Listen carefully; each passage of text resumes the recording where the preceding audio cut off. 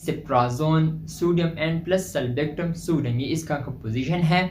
और ये आप लोग एब्डोमिनल इन्फेक्शन के लिए यानी यूरिनरी ट्रैक्ट इन्फेक्शन के लिए यूज़ कर सकते हैं, आरटीआई यानी respiratory tract infection, skin infection, bone and joints infection के लिए, गुनूरिया के लिए भी यूज़ कर सकते हैं। गुनूरिया भी एक बीमारी है तो जो अक्सर औरतों में हो जाती है। 10 इंजेक्शन ही इसके लिए इस्तेमाल की जाती है। गायनेकोलॉजिकल यानी डिलीवरी हो जाती है अक्सर या सेक्शन हो जाता है तो उसके बाद जो ज़ख्म होता है उसको कवर करने के लिए, ठीक करने के लिए इसको इस्तेमाल की जाती है। बहुत ही ज़बरदस्त।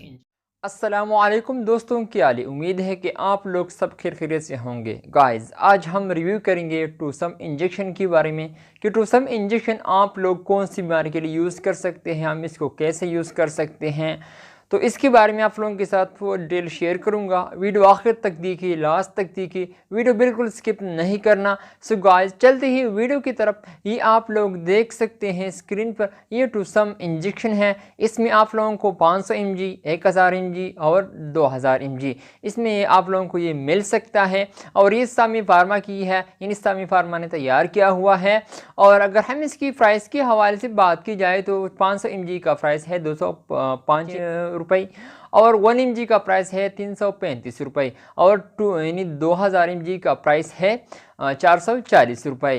तो अगर हम इसकी यूजेस के हवाले से बात की जाए, यानी हम इसको कौन सी बीमारी के लिए यूज़ कर सकते हैं। सो गाइस, ये आप लोग एब्डोमिनल इन्फेक्शन के लिए यूज़ कर सकते हैं, आरटीआई यानी रिस्पिरेटरी ट्रैक्ट इन्फेक्शन के लिए यूज़ कर सकते हैं। अगर आप लोगों को सांस की नाली में कोई इन्फेक्शन हो जाता है तो इसके लिए डॉक्टर रिकमेंड करता है, इसके लिए बेहतरीन इंजेक्शन है, इसके लिए इस्तेमाल की जाती है। और इस तरह ये यूटीआई इन्फेक्शन के लिए भी यूज़ की जाती है। यूटीआई इन्फेक्शन का मतलब ये है कि यूरिनरी ट्रैक्ट इन्फेक्शन के लिए आप लोग इसको यूज़ कर सकते हैं, यानी पेशाब की नाली में कोई ज़ख्म बन जाता है तो इसके लिए इस्तेमाल की जाती है। बहुत ही ज़बरदस्त इंजेक्शन है इसके लिए, तो आप लोग इसके लिए यूज़ कर सकते हैं। स्किन इन्फेक्शन के लिए भी इस्तेमाल की जाती है, स्किन इन्फेक्शन के लिए भी बहुत ही ज़बरदस्त है, इसके लिए भी इस्तेमाल की जाती है। और बोन एंड जॉइंट्स इन्फेक्शन के लिए भी इस्तेमाल की जाती है, तो इसके लिए बेहतरीन इंजेक्शन है, इसके लिए आप लोग इसको यूज़ कर सकते हैं, डॉक्टर भी रिकमेंड करता है।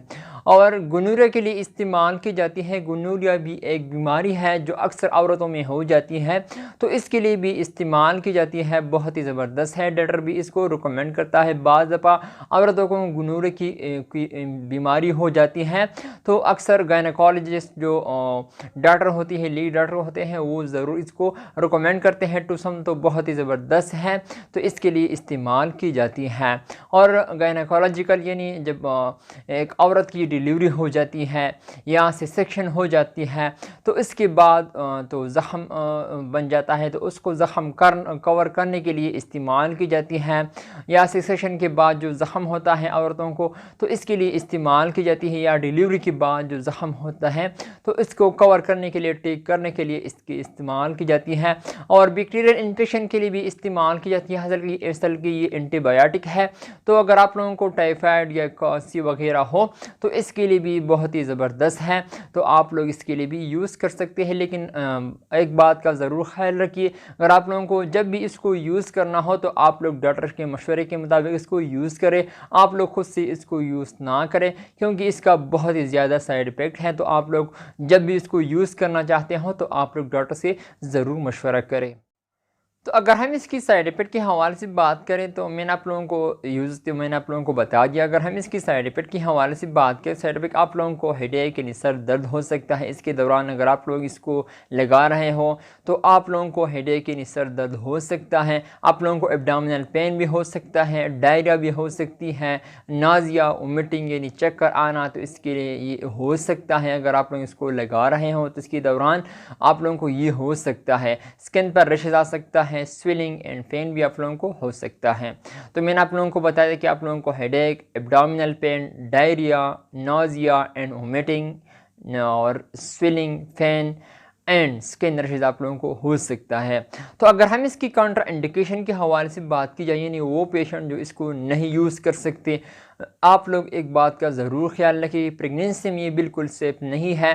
तो अगर आप लोगों को प्रेगनेंसी के दौरान इसको यूज़ करते हो तो खुदा ना खास्ता इसको मत यूज़ करें, ये प्रेगनेंसी में बिल्कुल सेफ़ नहीं है। तो आप लोगों को जब भी इसको यूज़ करना हो तो आप लोग डॉक्टर से ज़रूर मशवरा करें। ब्रेस्ट फीडिंग मदर भी इसको यूज़ नहीं कर सकते, तो अगर आप लोगों को यानी ब्रेस्ट फीडिंग मदर भी इसको यूज़ नहीं कर सकते। और लीवर डिजीज़ भी इसको यानी लीवर पेशेंट भी इसको यूज़ नहीं कर सकते। अगर आप लोगों को लीवर का कोई मसला हो तो वो भी इसको यूज़ नहीं कर सकते। किडनी पेशेंट भी इसको यूज़ नहीं कर सकते। अगर आप लोगों को किडनी का कोई भी प्रॉब्लम हो तो आप लोग इसको कतई यूज़ ना करें। एल्डरली लोग भी इसको यूज़ नहीं कर सकते, यानी वो बुज़ुर्ग लोग जो 50-60 साल से बड़े उम्र वाले लोग हैं वो बिल्कुल इसको यूज़ नहीं कर सकते। तो आप लोगों को पता है इसका बहुत ज़्यादा साइड इफ़ेक्ट होता है, तो आप लोगों को किसी भी वक्त आप लोगों को नुकसान पहुंचा सकता है। तो अगर आप लोगों को इसको यूज़ करना हो तो आप लोग डॉक्टर से ज़रूर मशवरा करें। मैंने आप लोगों को इसका यूज़ बता दिया और साइड इफ़ेक्ट बता दिया। तो अगर आप लोगों को यूज़ करना हो तो आप लोग डॉक्टर से ज़रूर मशवरा करें। तो अगर हम इसकी तरीक़ा इस्तेमाल के हवाले से बात करें तो आप लोग इसको IM भी लगा सकते हैं और IV भी, लेकिन अगर आप लोग IV लगा लें तो ये बहुत ही ज़बरदस्त होगा। तो आप लोगों को इसका कोई नुकसान भी बहुत ज़्यादा नहीं होगा। इन्हें साइड इफ़ेक्ट तो हो सकता है, लेकिन फिर भी अगर आप लोग IV लगा लें तो ये बहुत ही ज़बरदस्त होगा, बहुत ही बेहतर होगा आपके लिए। इन्हें आप लोगों को इंट्रावेनस भी यूज़ कर सकते हैं और इंट्रामस्कुलर भी इसको यूज़ कर सकते हैं। सो गाइज़, मैंने आप लोगों को बता दिया टूसम इंजेक्शन के बारे में। उम्मीद करता हूँ कि आप लोगों को ये वीडियो पसंद आई हो। अगर वीडियो पसंद आई हो तो इस वीडियो को लाइक भी करें और अपना राय का ख्याल ज़रूर कमेंट्स करें। तो इंशाल्लाह नेक्स्ट वीडियो में फिर हाजिर होंगे। लेकिन आखिर में आप लोगों को एक बात बताता चलूँ, अगर आप लोगों को जब भी कोई भी टेबलेट या इंजेक्शन यूज़ करना हो तो आप लोग डॉक्टर से ज़रूर मशवरा करें। आप लोग खुद से डॉक्टर ना बने, खुद से इंजेक्शन या टेबलेट इस्तेमाल ना करें।